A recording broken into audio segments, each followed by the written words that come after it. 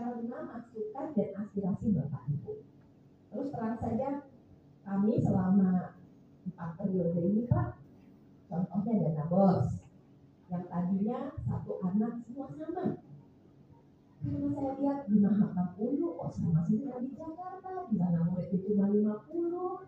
Kalau Pak Mujadi muridnya banyak. Misalnya itu soal dana BOS. Akhirnya dibuatlah kebijakan BOS majemuk. Memang agak merepotkan orang-orang kayak Pak Adi kan bikin hitung-hitungan. Tapi berapa? Jakarta, Jogja, Solo berapa? Bisa beda 2 kali lipatnya sekarang ya. Jadi beda Pak, dana BOS per orang di satu kota dengan provinsi per wilayah itu tergantung tingkat kemahalan. Menurut saya itu lebih fair. Cuma memang bikin repot birokrasi nih, mau menghitung Bu Emi. Demikian juga soal guru P3K dan sebagainya, itu adalah bentuk-bentuk kompromi Pak. Karena tadi moratorium ASN, PNS ya gitu. Kemudian kita nanti membuat undang-undang ASN. Sekarang gimana? Pengangkatan guru sekolah swasta protes. Ya kan Bu Wiwi mungkin juga memahami, nanti Bu Wiwi tolong bantu kami juga untuk mensosialisasikan beberapa kebijakan-kebijakan yang sekarang sedang beliau siapkan atau sedang melaksanakan. Nah jadi PIP dan tunjangan guru ini adalah 2 dari program yang sebenarnya itu banyak sekali program-program strategis yang sedang kami lakukan. Tetapi PIP ini kami sedang berjuang 2 sebenarnya. Pertama tadi PIP untuk tingkat 1 tahun di bawah SD, jadi TK atau PAUD itu sangat dibutuhkan. Namun kembali karena jumlah anak-anak PAUD yang kita proyeksikan, apalagi kalau undang-undang sedang saya ganti di dalam panja revisi, tentunya membutuhkan dana yang besar. Nah ini yang perjuangan yang tidak mudah itu Pak.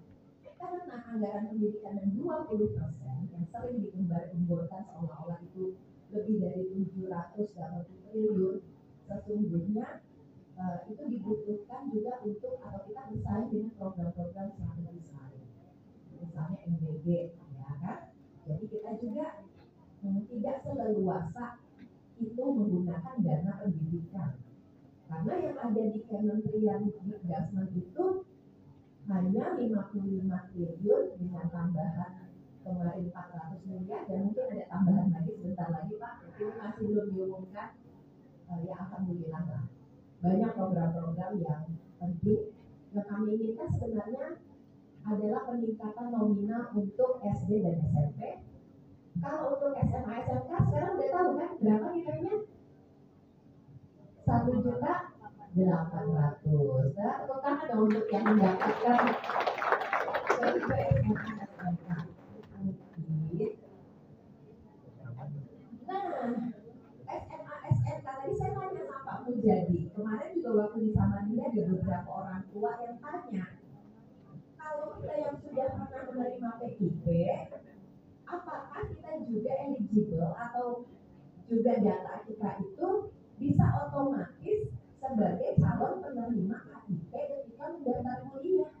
Nah inilah pejuang yang sesungguhnya di Pak Andika nih, supaya ada anak yang nanti yang sudah pernah menerima PIP ketika akan kuliah juga eligible sebagai penerima KIP kuliah, itu kan harapan Pak Andika dan saya gitu.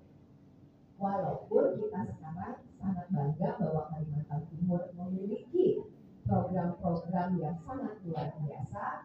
Jadi Pak Andika, ini bisa jadi contoh untuk provinsi lain karena kita sudah menerapkan mungkin juga 13 tahun tuh sudah lewat ya Pak ya, wajib belajarnya.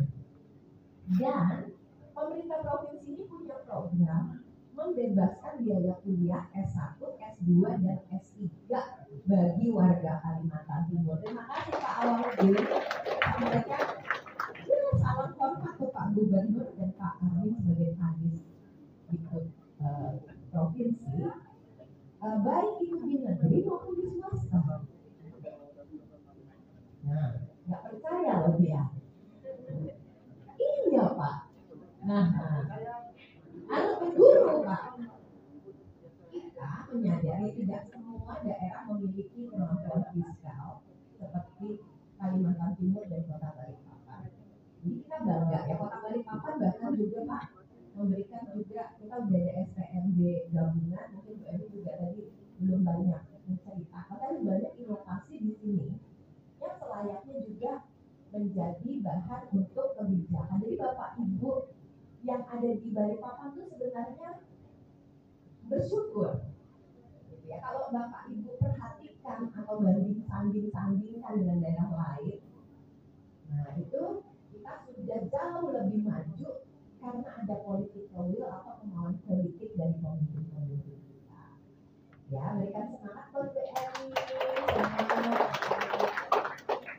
Dan khusus lagi, ya jadi saya kira apa alasannya mengapa kita tentu itu sudah bisa Bapak Ibu pahami gitu ya. Tapi tahap awal khusus di Kaltim setelah kita, tapi sebenarnya di seluruh Indonesia sehingga kami membuat Panja 3T. Jadi Balikpapan sama Samarinda itu termasuk kota-kota yang dimana kebanyakan dari orang-orang yang sudah lulus perguruan tinggi ataupun vokasi seperti politeknik yang ada di sini. Sementara kabupaten kota yang lain didominasi oleh lulusan mungkin SD SMP. Jadi walaupun sudah ada gratispol, kami berniat mendukung pemerintah provinsi menjadi komplement Pak. Karena apa? Karena di KIPK ini kalau ada anak-anak ibu yang ingin kuliah, dia berasal dari Kutai Timur, kuliahnya di Unmul, atau berasal dari Pasir, mau kuliahnya di Balikpapan. Nah, KIPK ini sudah menyediakan biaya hidup, jadi mereka bisa kos di sini, uang kuliahnya juga ditanggung hingga selesai. Nah, itu maksudnya penerima PIP ini kan seharusnya dia juga nanti berhak untuk mendaftar KIP gitu, baik itu SMA maupun SMK. Misalnya dari SMK 1 lulus mau ke Politeknik Negeri Balikpapan, itu bisa Pak mengajukan KIP kuliah. Tapi kalau orang Balikpapan mau kuliah di Balikpapan, lebih bagus menggunakan gratispol ini karena dia membebaskan seluruh UKT-nya, tapi dia tidak memberi biaya hidup. Itu saja sebenarnya, jadi saling melengkapi. Karena kan Kota Balikpapan dan ini perguruan tinggi negeri itu ya adanya IPK, adanya Politani, adanya Unmul, ya kan Pak? Jadi memang tidak ada. Bahkan kalau ke Kutai Barat ya satu-satunya perguruan tinggi itu antara hidup dan mati ada Polres Sendawar itu. Jadi anak-anak juga Mahulu belum ada perguruan tinggi. Nah itu Pak yang mungkin kami mohon izin pada Pak Armin, tidak, ini dua program ini bersanding, saling melengkapi. Jadi sekarang masih ada kesempatan kalau ada beberapa anak dari SMK 1 yang ingin kuliah dan mereka masuk kategori sudah menerima PIP atau tidak mampu, mungkin kita dukung ya Pak untuk menerima KIP kuliah. Gitu ya Ibu Bapak, ini satu informasi yang mengapa kami tetap mensupport keberadaan program-program. Nanti mungkin teman-teman dari sisi pendataan ya Pak Awaludin kan yang punya data semua tuh, kami mohon nanti masukannya juga Pak, apakah nanti dari sisi APK dan sebagainya, terus potensi putus sekolah gitu adanya di mana. Sebetulnya mungkin Balikpapan bukan kota yang termasuk menghadapi ancaman seperti itu, iyalah gitu ya, tapi mungkin di daerah-daerah yang lainnya. Jadi dalam konteks Kaltim itu saya kira mungkin kita juga perlu memperhatikan daerah lainnya di luar Balikpapan dan Samarinda. Nah, selanjutnya, nah ini tadi Pak yang soal APK itu walaupun sudah tinggi awalnya, nah kan sekarang kan di Kaltim itu APK itu tentunya dengan adanya gratis pasti naik ini Pak angkanya. Gitu. Jadi antara lulusan SMA, SMK, kemudian melanjutkan kuliah memang masih sangat belum. Nah, tapi sekarang pasti akan ada data baru dari Pustekon.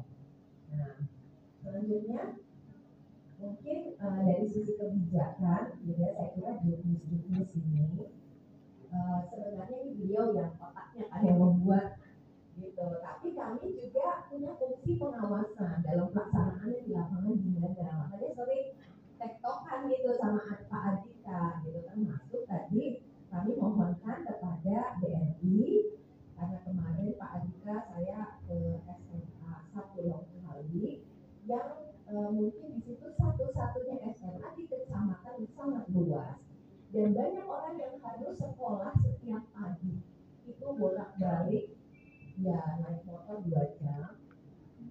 Itu akhirnya mereka menggunakan dana PIP ini untuk transport utamanya atau mereka take course gitu di sekolah.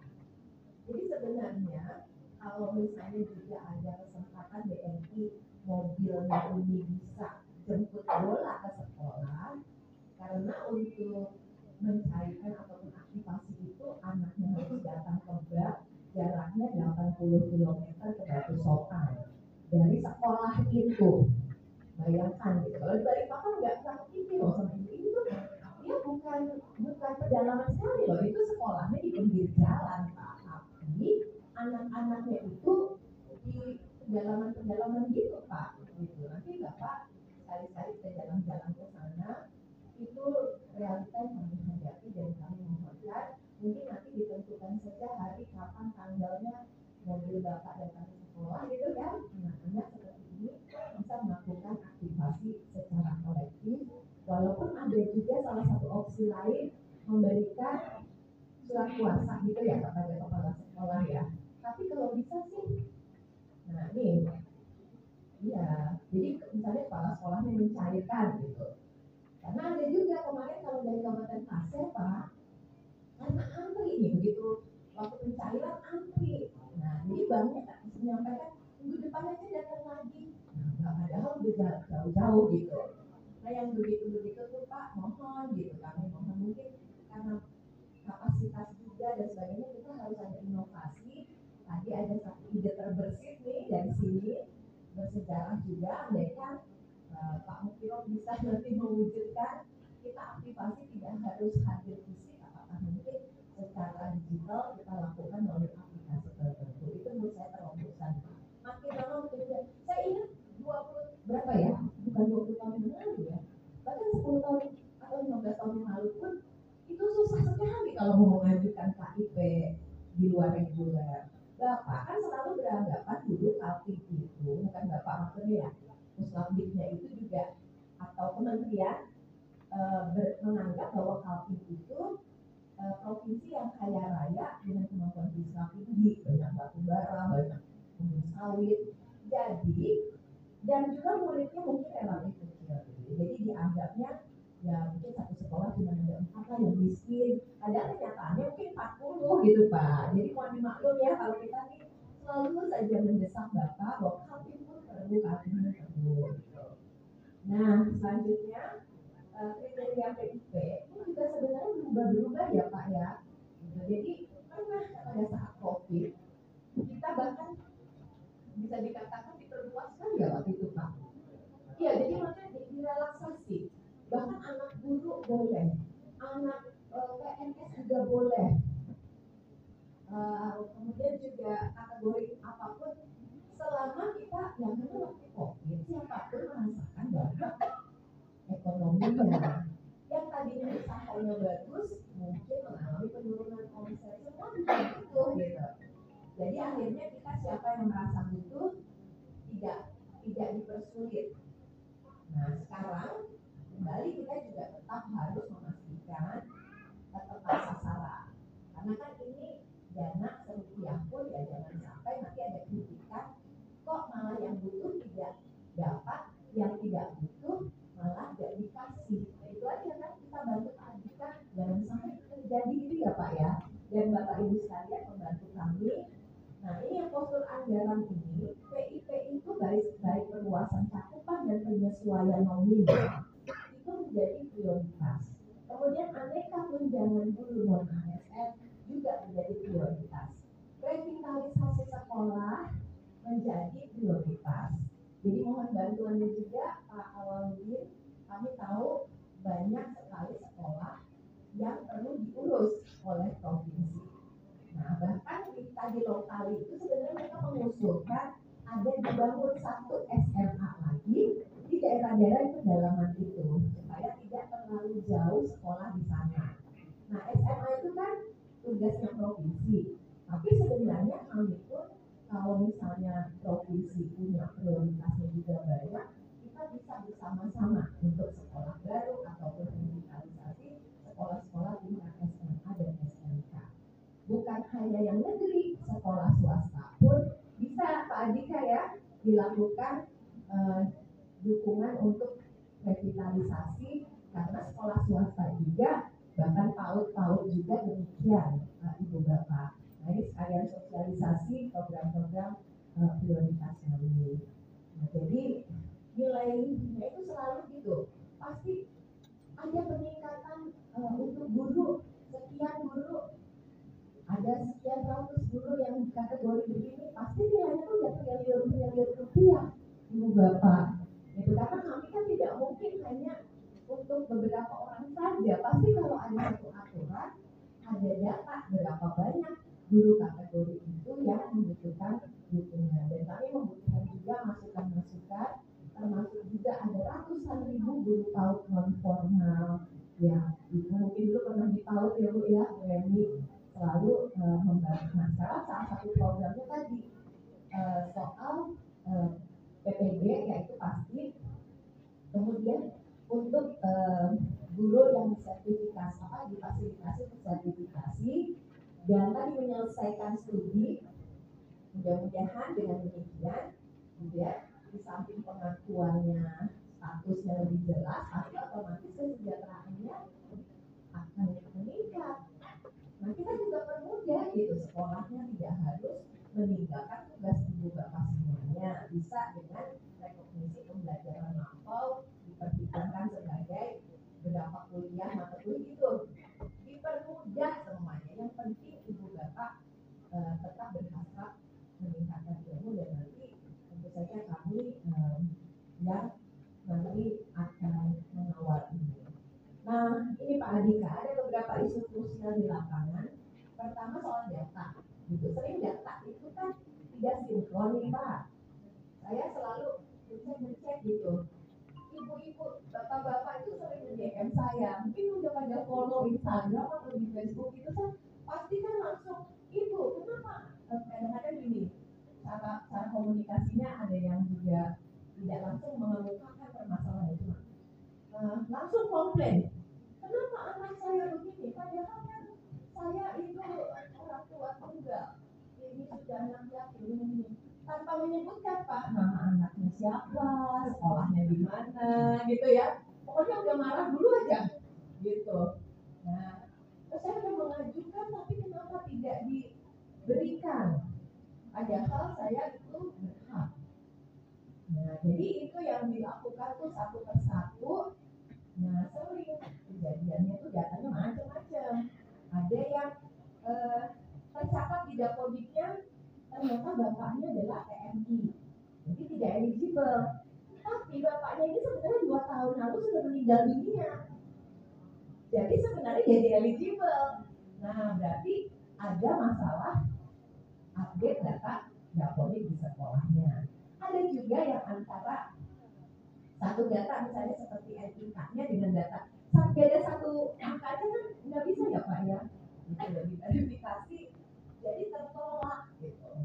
Nah jadi jangan marah dulu Bu, nanti kalau ada apa jangan langsung kenapa saya ini ya, jadi jelaskan nanti kita akan dibantu sekolah untuk memastikan problem dengan orang tua ini atau anak ini tetangga saya kok udah cair kok saya belum. Ada juga yang begitu tadi macam-macam Pak. Kalau dari sisi komplain, tapi kami berusaha dengan menggandeng pihak penyalur perbankan akan berusaha meningkatkan pelayanan ya Pak ya, sedapat mungkin, secepat mungkin dan seaman mungkin. Tentu saja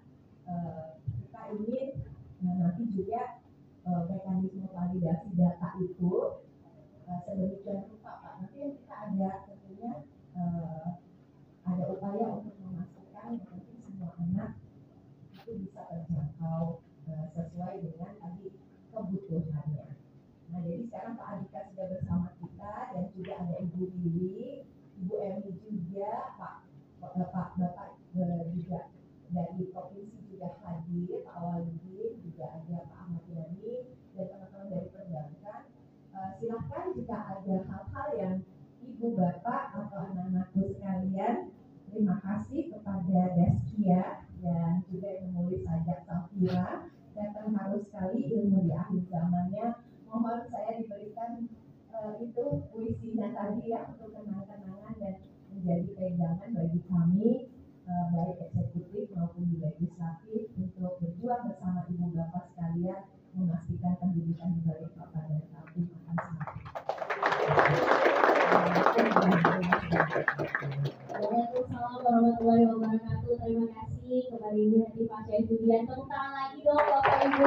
Ya, saya berdiri di sini bersama dengan Bapak Ibu karena setelah ini kita akan langsung diskusi Bapak Ibu semuanya. Jadi izinkan saya akan membuka terlebih dahulu kepada 3 penanya pertama. Kita bagi, ada yang dari Program Indonesia Pintar dan Bapak Ibu guru non ASN. Saya lihat dari sini dulu izin Bapak Ibu, boleh? Ibu atau Bapak ada yang mau bertanya atau adik-adiknya ada yang mau bertanya dengan Ibu Hetifa atau Pak Andika? Silakan boleh angkat tangannya. Ibu atau mungkin ada yang penasaran kapan ya cairnya? Nah itu juga bisa jadi pertanyaan Bapak Ibu ya. Gimana? Oke, mungkin saya ke sebelah sini dulu Bapak Ibu guru. Oke, 1, 2, 3. Baik. Sekarang dari guru-guru dulu. Mau di sini bantu Bapak silakan Ibu dulu ya. Ini Pak Buntan ya. Baik, Ibu silakan disebutkan nama dan dari sekolah mana. Terima kasih. Nama saya Endang Susiati, guru SDK Santa Teresia. Ada beberapa hal Bu yang kami tanyakan. Mungkin ada beberapa hal mungkin untuk provinsi. Yang pertama, kami mau menanyakan tentang pengajuan PIP untuk anak kami. Karena ada beberapa tahun lalu kami dapat siswa yang dari pedalaman. Begitu kebetulan di yayasan kami ada panti asuhan. Begitu kami terima, kita umurnya 10 tahun, satu pun anak ini belum dapat. Jadi di panti asuhan yayasan ada beberapa anak yang kebetulan dari pedalaman. Nah itu kami mau menanyakan pengajuannya itu seperti apa? Mungkin Bapak Ibu yang lain atau ibu yang lain sudah tahu. Kedua yang saya mau tanyakan, kalau masalah swasta di negeri ini punya mungkin apa salah sasaran? Negeri banyak dapat kelompok itu ya Bu ya. Apakah sekolah swasta bisa mengajukan itu lalu prosedurnya seperti apa? Karena kami mengajukan waktu rapat proktor, kebetulan saya proktor di sekolah. Saya juga bertanya, tapi jawaban dari dinas untuk swasta belum ada. Tapi saya dengar sekolah swasta lain dapat. Nah itu yang saya mau tanyakan, apakah sekolah bisa mengajukan untuk swasta karena bermanfaat sekali untuk anak-anak kami. Lalu yang ketiga ini, kebetulan anak saya kuliah di Solo itu mau bertanya, apakah pengajuan itu berlaku PIP tadi ya? Apakah berlaku untuk yang kuliah di daerah saja? Apakah boleh mengajukan anak yang dari Balikpapan tadi yang kuliah di luar? Itu seperti apa prosedurnya? Apakah gaspol itu atau PIP atau seperti apa? Maaf, kalau tertarik saya banyak. Terima kasih Ibu Susiati. Selanjutnya silakan boleh berdiri, nama dan dari sekolah mana Ibu?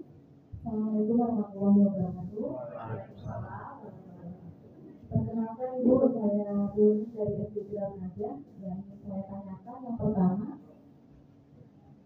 yang pertama terkait guru swasta yang sudah siap Ibu. Kira-kira kapan ya inflasi dibuka Bu? Karena dengan adanya inflasi, insya Allah guru-guru yang di swasta nggak akan mirip pindah bendera gitu ya teman-teman ya. Itu.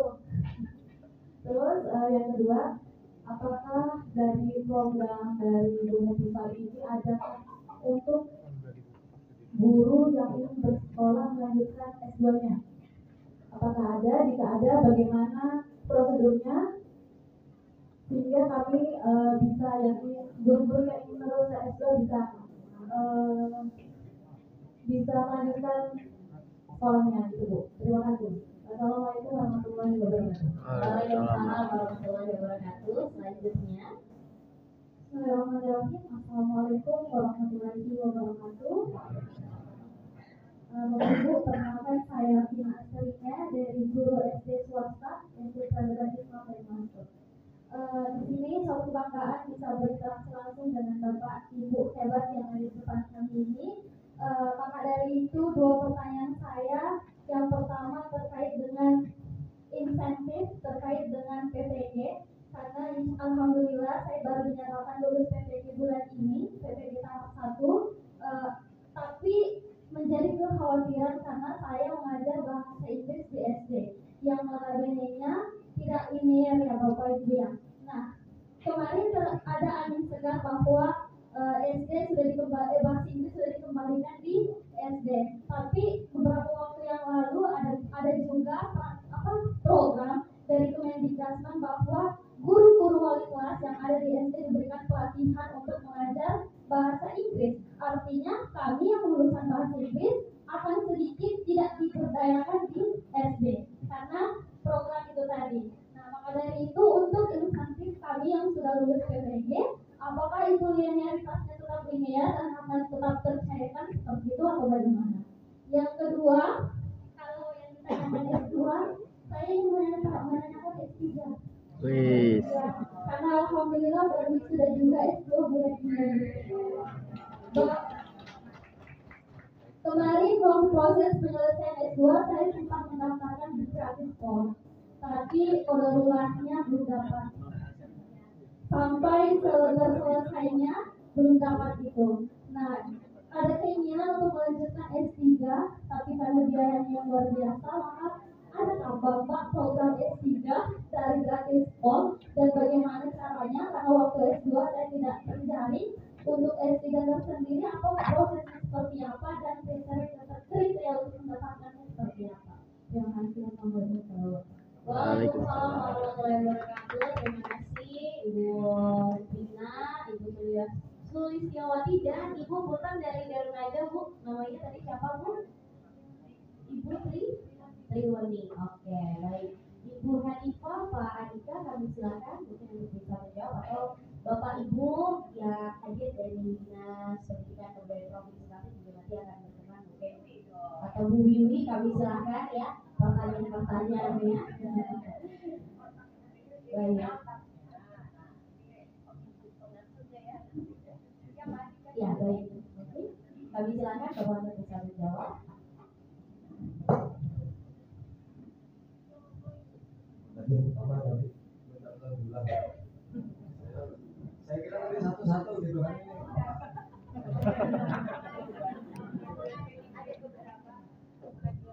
Ada beberapa anak yang sekarang membutuhkan PIP, apalagi anak-anak dari pedalaman. Nah, beliau belum mendapatkan di sekolahnya itu PIP reguler pun tidak ada. Ini berarti masih di SMA. Oh, masih di sekolah. Oh, dia sekolahnya di sekolah ibu juga. Ya, berapa orang semuanya?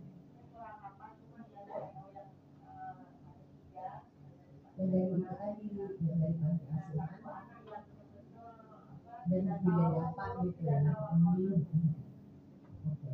Ibu tanya saya kebijakan. Ibu mau saya jawab kebijakan atau langsung teknis soalnya masuk? Tanya sama teknis. Ya, jadi itu jangan pagari bandara biar nggak pulang.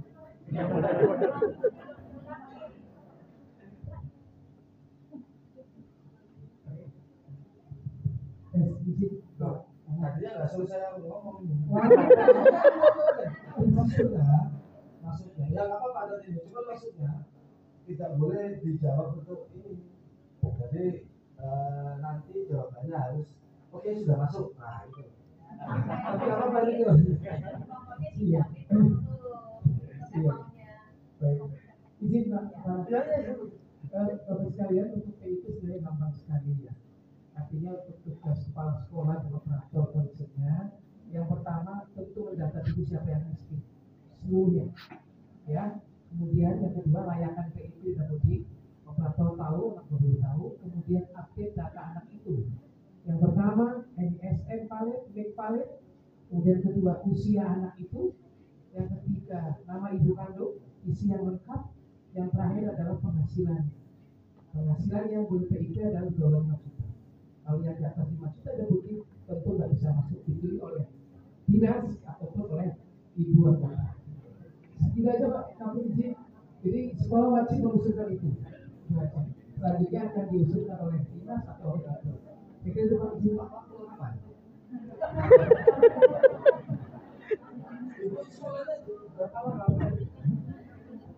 Semua sama Pak, nggak di pedalaman, nggak di kota, sama aturannya. Dapodik saja. Maksudnya harus ada salah satu operator di sini belajar biar nanti selanjutnya bertanya sama ini operator yang belajar ini. Enggak, ini bapak yang apa? Iya Pak. Bapak bilang apa? Udah punya Pak. Enggak, ini kan tadi atau besok? Nanti malam Pak. Oh, malam. Ini sekolah ini kalau gitu duluan ini. Kan cuma ngasih tahu teknis itu aja. Iya. Oke, sederhana. Nanti selanjutnya operator sekolah ini Iya. Operator. Oke Pak. terus tadi apa? Masih.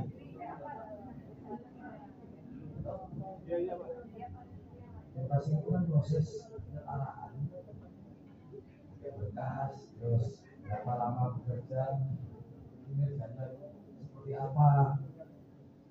Ini ibu mau yang ditanyakan itu uang hasil impasing atau mau proses impasingnya? Mau prosesnya aja ya? Nggak mau.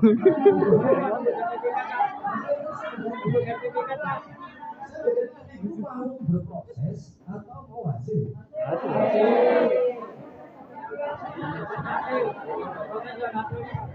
Hasil begini. Berapa tinggalan produksi sebelumnya? 1,5. Jadi kan naik jadi 2 ada prosesnya nggak? Ibu proses ada. Itu langsung ditetapkan. Betul. Nah, yang dituntut itu tolong tetapkan gitu loh. Kalau mau proses saya kasih proses. Jadi lihat ya, ini kemarin kan yang sulit itu kehidupan guru honorer di negeri. Nah, kamu begitu setelah diangkat bisa serving, nah double income-nya itu langsung pesat menyaingi yang swasta. Swasta beralih semua. Nah ini kalau makanya jangan beralih. Ibu ini dituntut, nah dituntut kesetiaan. Jangan kaya sebelah terus langsung pindah gitu. Pindahannya lebih gatel lebih baik daripada pindahan. Nah, kalau seandainya diizinkan Ibu, saya pokoknya harus izin dulu. Harusnya pindahan profesi ASN itu kan masalah gaji pokok kan 3 juta. Oke, nah ya 3 juta. Harusnya yang swasta itu tidak jauh beda. Harusnya di bawah 27 atau pokoknya sedikit kedua ada 28 gitu. Nah kalau kemarin dari secara mendadak di awal tahun tahu-tahu naik 500.000 itu kami dengan berpikir waktu itu Bu, uang yang ada pada waktu itu baru untuk 500 naikkan 500.000 per malam. Nah ini mungkin akan bagus sekali kalau seandainya begitu tuntas servis langsung ada penetapan 2,5 misalnya kan. Jadi atau langsung 27 kalau kali-kali step. Nah, kalau masalah dari uangnya kan urusan kami Bu. Yang penting ketetapannya dulu itu. Nggak ada ketetapannya kita gini. Itu ya Bu ya. Pokoknya kalau ibu belum apa ibu belum ngadu ke Ya toh ke ibu, nah ibu nggak perintah saya, ya saya nggak mau pokoknya. Terus yang Inggris dulu, siapa yang bilang hari ini? Aturannya udah baca yang baru. Saya loh orang luar ngerti aturannya. Terus itu satu. Terus yang kedua, terus SD dilatih. Loh, situ temennya nambah pintar loh kok. Khawatir terus. Tahu? Jumlah guru yang SD sekarang dilatih semua. Itu pun masih kurang. Jumlah komputer guru SD kita 1.500.000. Yang ada cuma 900. Nah, lulusan PGSD larinya entah mana yang kemarin. Ini kan kemarin itu apa? Ini baru pada niat melamar guru setelah integrasi dengan ASN. Nah, yang kemarin belum apa namanya belum. Nah, intinya kita sekarang justru lagi butuh PGSD banyak. Kenapa? Satu-satunya pembelajaran kurikulumnya ini karakter, bukan substansi pelajaran, dan harus banyak sabar. Karena perilaku dari peserta kedewasaan dari peserta didik itu pahala yang lebih besar ya itu karena penanaman karakter. Namun begini, kenapa kok pada akhirnya pada lari atau lebih seru belajar SMA, SMK. Sekarang tingkat pendidikan dengan ketulusan kesabaran berkorelasi atau tidak? Kira-kira profesor sudah belajar SD sabar apa? Artinya ada korelasi antara pendidikan dengan mutu kesabaran dari seorang guru loh. Itu sebabnya kami tidak mengadakan untuk di luar dari S2 dan S3. Kita jawab dua pertanyaan langsung. Mereka sudah kondisi ini akan berkorelasi dengan bagaimana fungsi dan ini. Itu satu. Yang kedua, anak S1 ketika belajar profesor. Enggak S1. Anak S1 belajar profesor. Enggak nyambung. Betul kan? Kita baru nyambung dengan profesor itu ketika S3. Artinya gap yang tinggi antara peserta didik dengan pendidik itu akan mempengaruhi si peserta didik, penangkapan peserta didik. Karena kita begitu kan. Ini cara bicara dan mekanisme pikir itu sangat berbeda. PKK ya. Nah, itu sebabnya S2 nanti itu pun baru di sebaiknya. Nah, bukan menjadi persoalan ini Pak untuk kepala sekolah, karena kepala sekolah manajerial, bukan substansi pedagogi. Nah, jangan bilang nanti setelah S2 S3 saya mau berniat mau jadi dosen. Tunjangan profesi saya tuntut balik Nah, ini kita lagi butuh banyak pendidik setelah bapak digunakan guru pensiun kan terus setiap tahun. Nah ini ya nanti saya adu lagi habis itu saya ini ketersediaannya ada, keinginan ada, namun ini tidak ada jembatan hanya gara-gara ini selembar dua lembar kertas gitu loh. Nah ini kan ini kita kebetulan agak contoh berpikir soalnya beliau ternyata nanti ITB sendiri. Saya musuh pembinanya ITS. Enggak, maksud saya mudah-mudahan kalau ini bisa ada mekanisme teknis konkret langsung itu yang mereka lebih jadi gitu ya Bapak Ibu, kita bukan gini yang S1 dari jumlah guru formal 3 juta yang belum S1 sekitar 250. Ini yang sedang kita kerjakan. Tentu anggarannya kan juga belum tahu. Ketika kita sedang mencari anggaran mereka yang belum mendapatkan tunjangan profesi akibat belum S1, di mana hati Bapak Ibu minta untuk S2? Itu satu. Enggak usah brother, enggak. Maksudnya empati kita itu satu. Yang kedua, makin tinggi beda cara. Ini anak-anak ini. Gitu. Kalau seandainya kemarin nggak di birokrat dituntut untuk kuliah juga males juga sebetulnya. Cuman akan ada tingkat struggle, bedanya itu di struggling dan akhirnya ke kesadaran untuk memotivasi kesadaran kita. Dan jangan lupa SD namanya bukan substansi mata pelajaran, karakter. Nanamnya gimana kalau bukan orang yang memang harus 2 kali 3 kali menuju kesadaran. Dan semua mata pelajaran ketika di SMP, SMA atau kuliah itu memerlukan fondasi karakter. Itulah harusnya dikejar jariah Bapak Ibu. Karena selalu jenjang-jenjang berikut yang dibentuk itu ya karakter hasil dengan saya sangat berharap agar Bapak Ibu tidak memiliki akses untuk pergi meninggalkan dunia persekolahan. Mungkin itu.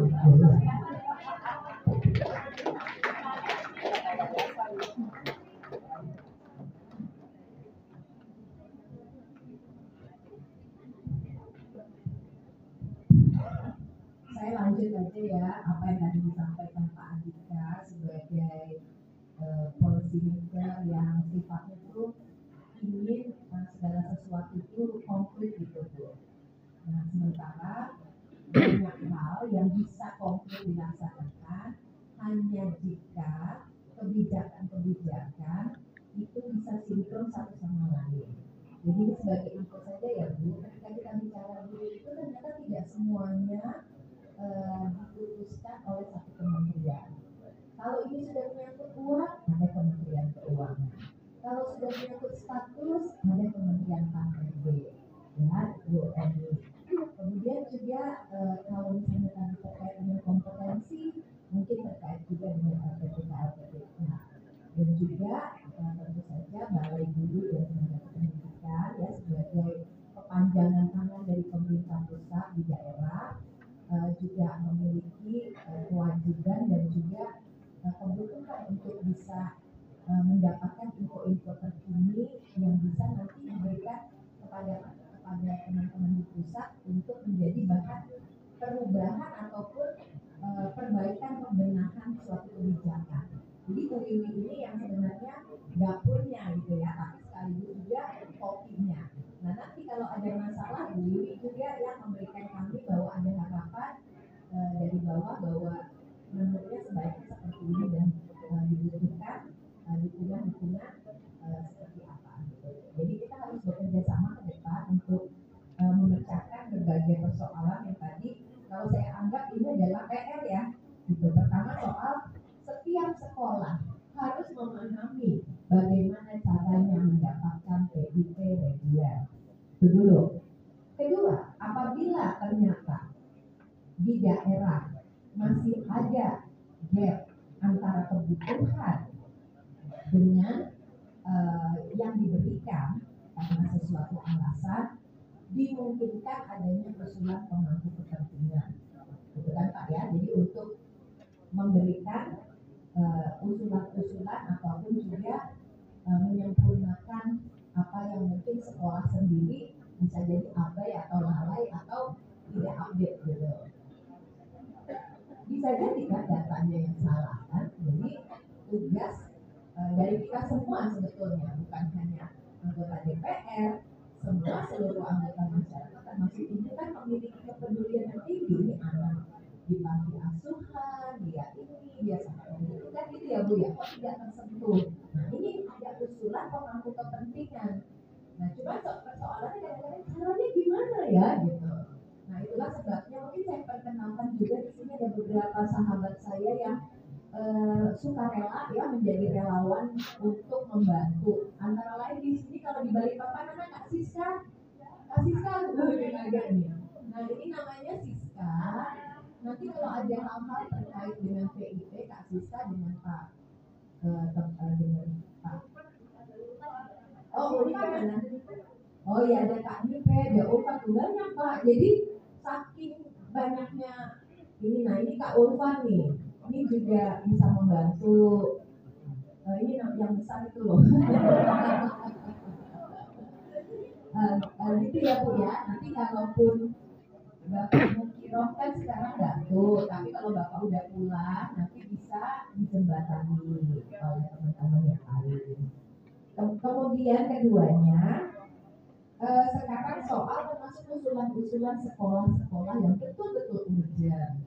Kan tadi ada satu program juga seperti itu ya Bu ya. Tentu kita ingin sekolah itu memberikan pelayanan yang baik. Nah, apa sebenarnya yang dibutuhkan untuk memberikan pembelajaran minimal?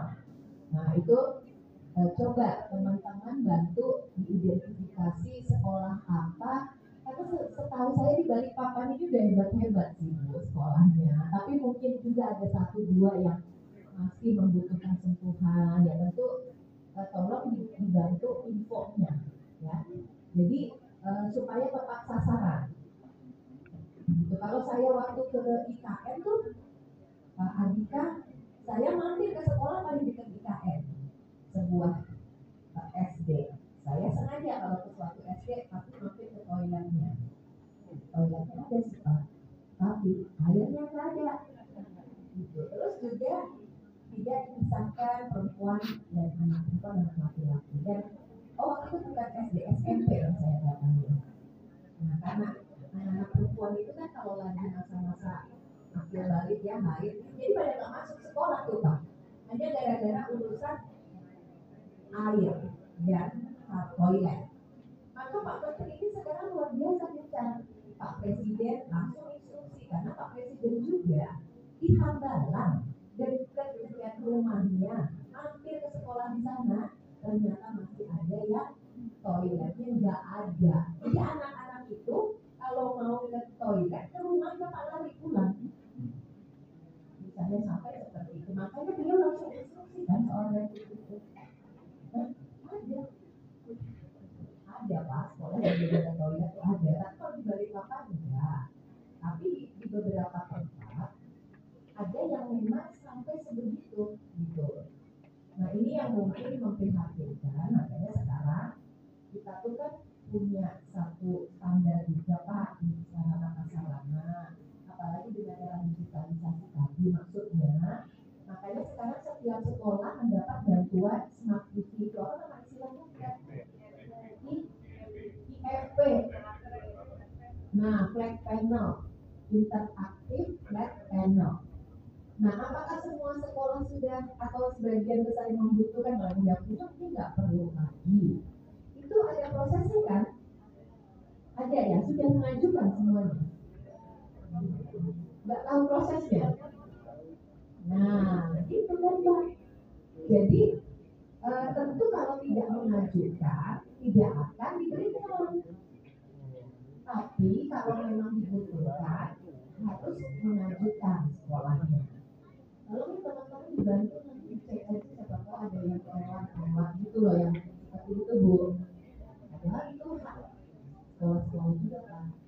Tapi Pak Menteri juga bilang kalau nggak diajukan masa kita kasih juga kita nggak butuh kan.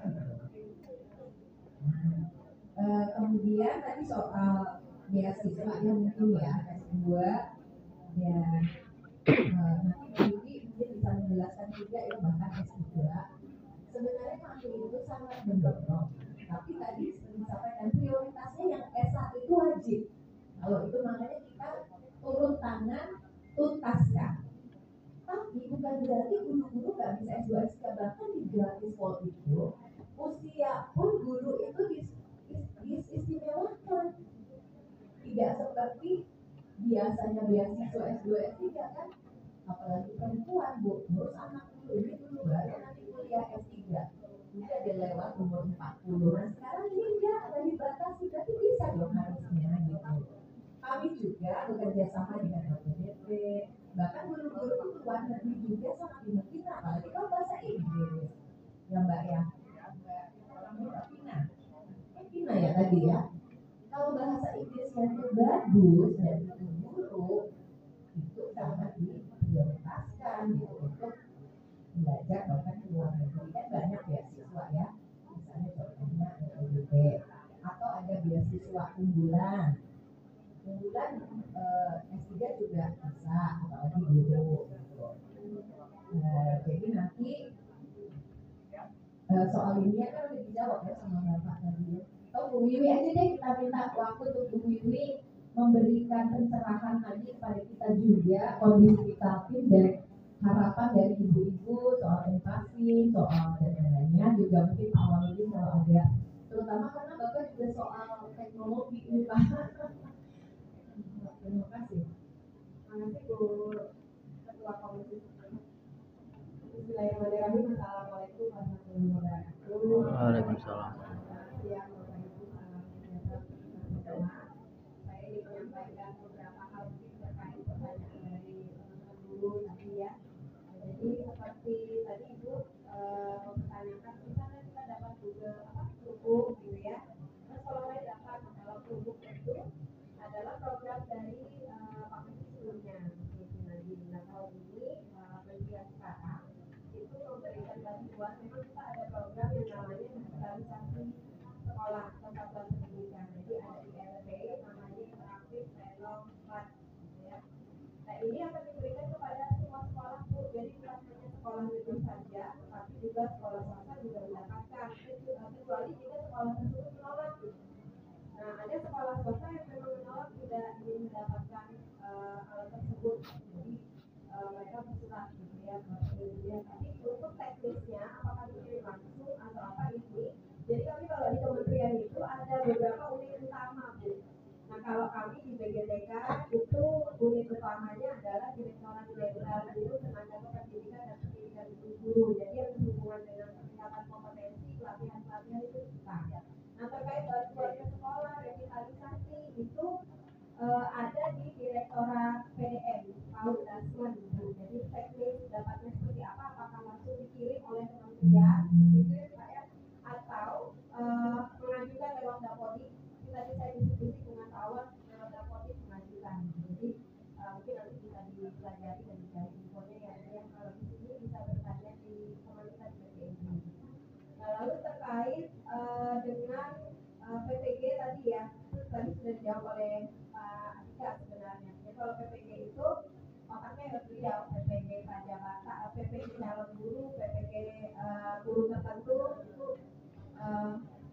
kebijakan kemarin waktu beliau masih di direktorat, kemarin jadi PLTG juga. Iya, jadi semuanya untuk beliau. Jadi tidak usah khawatir Ibu sebagai guru matkul bahasa Inggris itu ya sudah gitu, tidak usah memikirkan gitu, karena buktinya Ibu juga diterima kan waktu itu lulus, dan berarti itu sudah tidak ada masalah. Nah kemudian juga untuk teman-teman nih mungkin ada di antara Bapak Ibu, kalau Balikpapan saya juga kurang yakin apakah ada guru yang belum S1 gitu ya. Tapi kalau secara data kita tuh masih ada guru yang belum S1, terutama jenjang PAUD, SD, bahkan SMP, SMA, SMK juga ada gitu ya. Nah kita ada program bantuan untuk percepatan kualifikasi guru, karena kan di Undang-Undang Guru dan Dosen nomor 14 tahun 2005 itu mensyaratkan bahwa seorang guru itu harus memiliki kualifikasi minimal S1.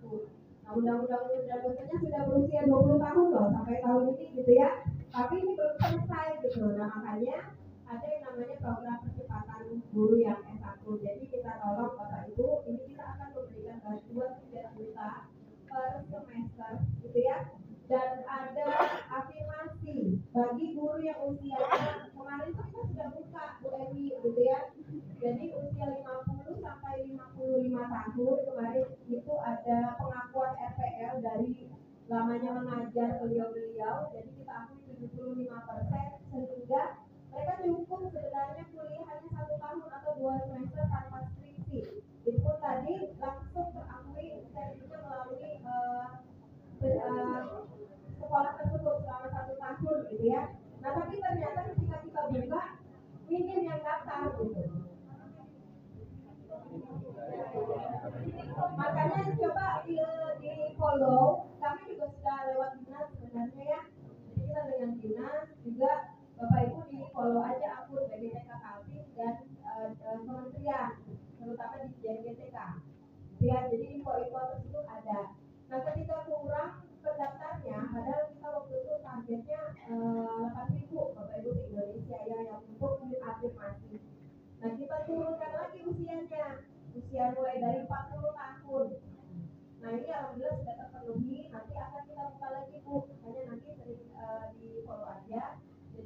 ya.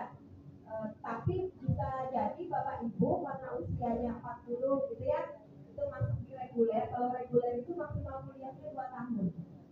Jadi kan nggak lama, dan Bapak Ibu dapat bantuan 3 juta, tidak perlu meninggalkan. Makanya tadi sama Pak Kapus, kalau misalnya nanti harus meninggalkan, tutup living cost. Karena di program ini Bapak Ibu tidak perlu meninggalkan tempat, langsung berhubungan dengan LPTK melalui dari gitu, atau kalau Bapak Ibu berada di Balikpapan atau Samarinda ada LPTK-nya salah. Jadi ada beberapa sebenarnya kebijakan yang mendukung untuk peningkatan kualifikasi maupun kompetensi.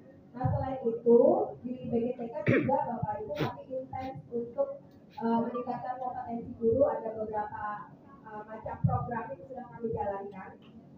Selain yang memang dipend dari pusat, dari kementerian seperti program pelatihan belajar mendalam, Kodim KA gitu ya. Lalu kami baru selesai juga untuk guru BK kemarin. Sekarang ini juga lagi berlangsung, kami memanggil guru PAUD untuk kita latih bisa buat lagu pembelajaran anak usia dini. Itu 50 guru, karena kita sangat sadar gitu ya bahwa anak-anak kita sekarang tuh banyak nyanyinya lagu-lagu dewasa yang ada di TikTok gitu. Nah makanya kita melatih gurunya untuk bisa buat lagu minimal dipakai untuk kelas sendiri. Nah tapi Bapak Ibu selain program tersebut kami juga siap melayani Bapak Ibu yang perlu layanan kami, karena memang kenapa ada BGTK di setiap provinsi ini pendekatan pelayanan gitu ya. Kalau dulu kan unit UPT yang berhubungan dengan peningkatan kompetensi itu hanya sedikit dan semuanya terpusat di Jawa, hanya ada 6. Bapak Ibu kalau mau pelatihan nunggu dulu gitu ya, nunggu panggilan. Nah sekarang Bapak Ibu kalau misalnya Bapak Ibu perlu narasumber, perlu fasilitator gitu ya, dan ini kan ada hari belajar guru ya Bapak Ibu ya, Pak Awal, Bu Emi, Bu Loro, yang harus dilaksanakan memang, karena guru itu punya kewajiban untuk belajar minimal 1 hari setiap minggu, berkumpul di komunitasnya. Nah, narasumbernya dari mana? Dari Bapak Ibu sendiri internal, tapi bisa juga dari eksternal gitu ya, sesuai dengan kebutuhan hasil refleksi yang dilakukan bersama di komunitasnya. Kalau misalnya perlu narasumber, Bapak Ibu bisa aja bersurat ke kami, nanti kita fasilitasi narasumber. Jadi Bapak Ibu nanya lagi, gimana kok kita tidak ada anggaran gitu ya? Nah, yang penting bersurat Bapak Ibu, nanti narasumber akan kami kirim, Bapak Ibu tidak usah memikirkan honornya, transportnya, nanti kami tanggung. Asal di surat dibunyikan, itu menjadi dasar kami. Seperti itu. Jadi kami juga tahu bahwa teman-teman komunitas itu tidak punya anggaran gitu ya. Nah, jadi silakan saja Bapak Ibu, cuma untuk atau boleh main ke BGTK, Bu Wetipa, teman-teman itu banyak juga yang ke kantor untuk belajar di BGTK, narasumber kita gitu ya. Nah, jadi seperti itu. Kalaupun nanti anggaran kami juga sudah tidak ada gitu, kan kita bisa daring Bapak Ibu berkumpul misalnya di SMK 1, narasumbernya ada di BGTK tapi lewat daring. Jadi apapun itu bisa kita pikirkan. Yang penting kita kolaborasi Bapak Ibu, karena memang kami sangat paham, karena kalau hanya BGTK hanya dinas saja tanpa ada bantuan dari Bapak Ibu, dukungan dari Bapak Ibu juga kita tidak bisa terakselerasi. Baik. Mungkin itu sih Ibu. Terima kasih.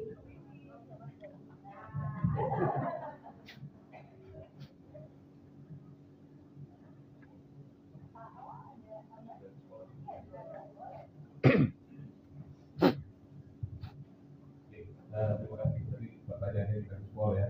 Mungkin yang tadi belum tercover karena memang program polisi baru di tahun ini, dan sementara karena alokasi anggaran yang belum ini, jadi untuk tahun ini sementara bagian mendaftar baru kuliah di tahun ini maba ya, maba. Dan untuk kuliah di luar memang difasilitasi juga, tapi itu tidak semuanya dapat karena ada seleksi ya. Nanti Bapak Ibu bisa lihat di website-nya Polisi Grafis Mall atau di Instagramnya di TikTok juga ada, syarat-syaratnya di situ juga ada lengkap semua. Kemudian terkait dengan kalau Bapak Ibu mau kuliah gratis seperti dari KTR full ya, saran kami ya kalimat tersebut saja, karena memang dari Pak Gubernur dan Pak Wagub itu pinginnya supaya kampus di Kaltim itu lebih berdaya saing lah dengan teman-teman. Makanya kalau di luar ya namanya bantuan saja, bukan pendidikan gratis, semacam beasiswa saja lah kalau di luar Kaltim. Tapi kalau di Kaltim, insya Allah kita kumpul di Kaltim. Kalau di luar itu ada standar maksimalnya seperti itu di Kaltim. Kemudian terkait dengan hal-hal lainnya, bisa tadi divisinya dan sebagai salah-salah bisa dibuka website-nya, IG-nya, TikTok-nya. Itu kita untuk tahun depan insya Allah akan dapat semua, insya Allah Pak Gubernur, Pak Wagub juga menurunkan sekitar 1 triliun kalau tidak salah, 1 triliun untuk program gratis sekolah pendidikan. Nah, sebagai informasi Bapak Ibu, kalau ingin bertanya lebih lanjut mau datang pasti sampaikan bisa langsung, karena pendidikan perguruan tinggi itu kewenangannya adalah di dari kami ya, dari Dinas Provinsi. Jadi kami limpahkan anggarannya ke Biro Kesra. Ya, Biro Kesra, karena ya tadi Bu kita sampaikan bahwa karena kewenangan kami dari provinsi dan kebetulan inisiatif Pak Gubernur dan Pak Wagub itu pinginnya semuanya, nah, tapi kita sudah surat rekomendasi akhirnya bisa, tapi hanya sebatas serahkan ke Biro Kesra sebagai bahan jadwal, tapi langsung ya itu jadwalnya kita ke perguruan tinggi negeri. Jadi nanti pembayarannya langsung ke perguruan tinggi negerinya.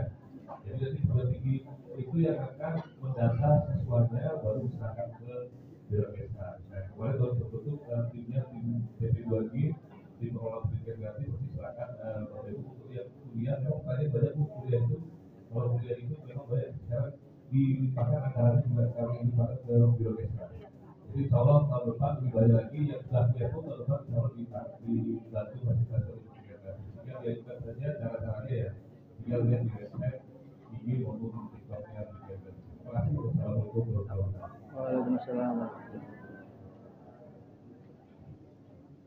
Baik, terima kasih Pak Walid. Baik Bapak Ibu, mohon izin kita cukupkan dulu diskusinya. Jika nanti masih ada pertanyaan, boleh sekali mungkin dengan diri kita atau mungkin di Instagram Budipa. Bagaimana Ibu, ada yang disampaikan? Mumpung ada Pak Adika, Bu Emi masih menunjukkan ya. Terus Baik, terima kasih Bu. Bismillahirrahmanirrahim. Assalamualaikum warahmatullahi wabarakatuh. Jadi izin menjawab pertanyaan dari di Santa Teresia terkait Kombu. Ini memang program dinas pendidikan memang ada Bu. Beberapa tahun diberikan kepada swasta. Monggo silakan membuatkan proposal saja kepada kami nanti akan verifikasi ya Bu ya. Akan diberikan juga berikutnya. Kemudian selanjutnya izin Bu Darifa dan Adika melaporkan terkait program pendidikan gratis di Kota Balikpapan. Kota Balikpapan sudah melakukan tanda proyek untuk sekolah swasta, 13 sekolah swasta sudah kami kerjasamai untuk di SPNJ. Insya Allah tahun depan juga akan ke sekolah swasta. Jadi mudah-mudahan juga nanti SMP-nya juga bersama. Saya Pak izin kesempatannya saya mau bertanya, karena di Balikpapan untuk SD dan SMP itu kami masih kekurangan guru.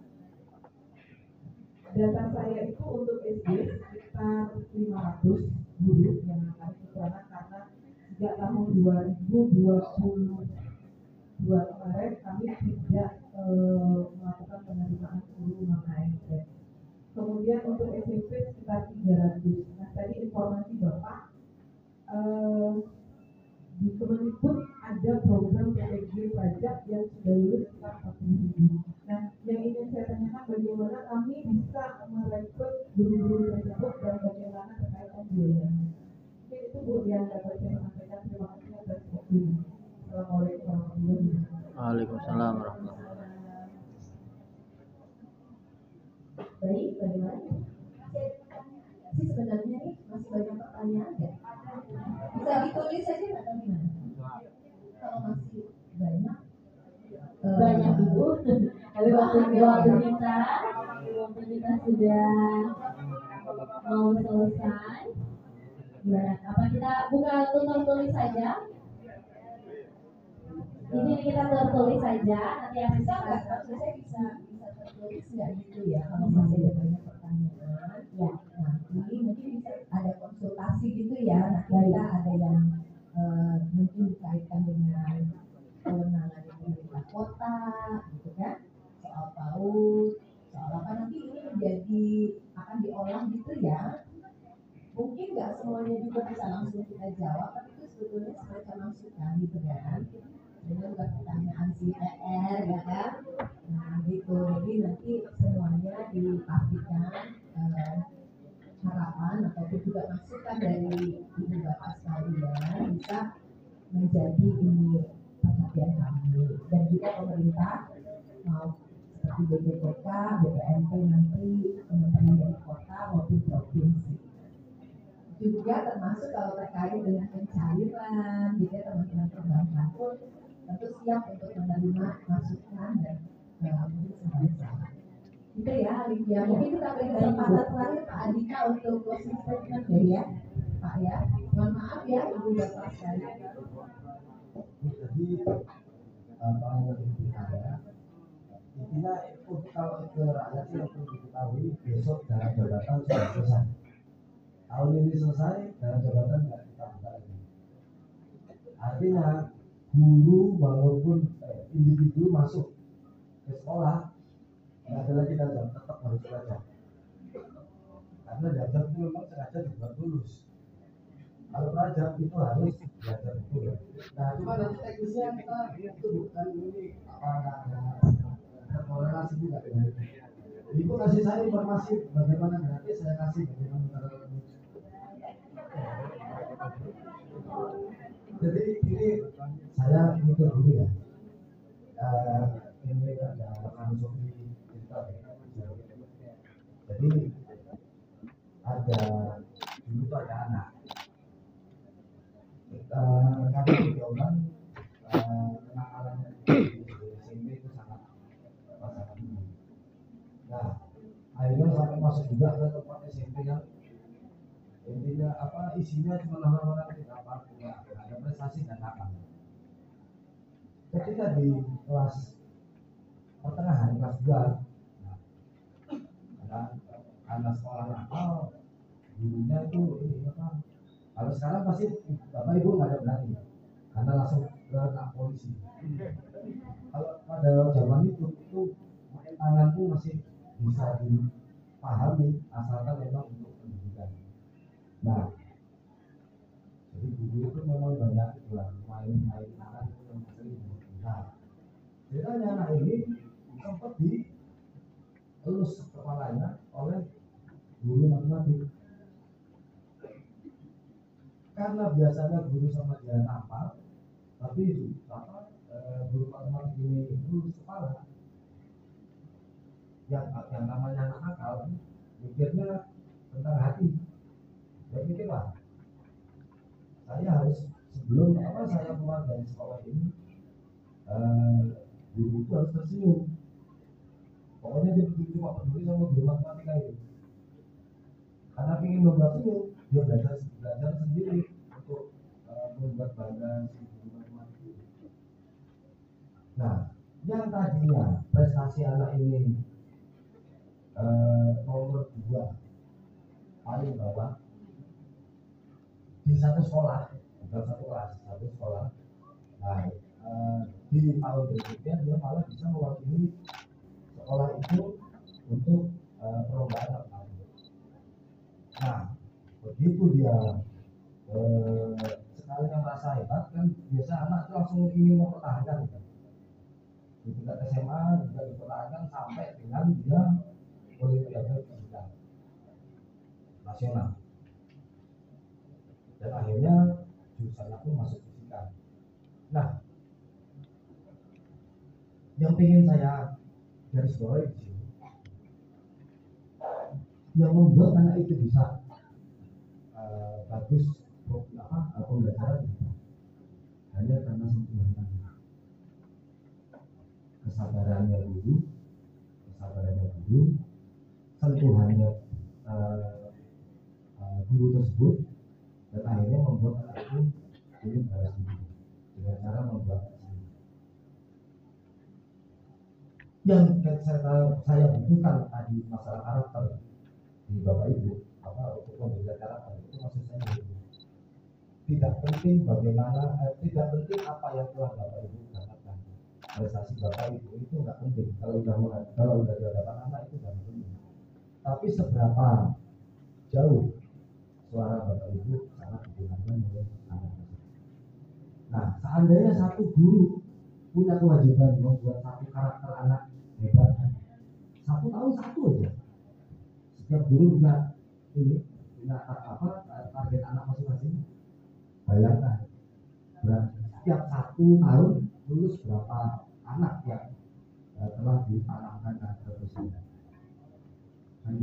Nah, bisa dibayangkan satu karakter anak ini akhirnya dampaknya. Ketika anak itu udah lulus kuliah, ini dampaknya. Entah kenapa akhirnya kembali ke kursi pendidikan karena guru matematik itu kan, akhirnya dia buat aturan untuk gimana sertifikasi guru lebih diutamakan sosial pribadi, bukan hanya tes profesional dan sebagainya. Dan akhirnya semua guru harapannya bisa menikmati di bawah profesi hanya gara-gara satu sentuhan tangan guru.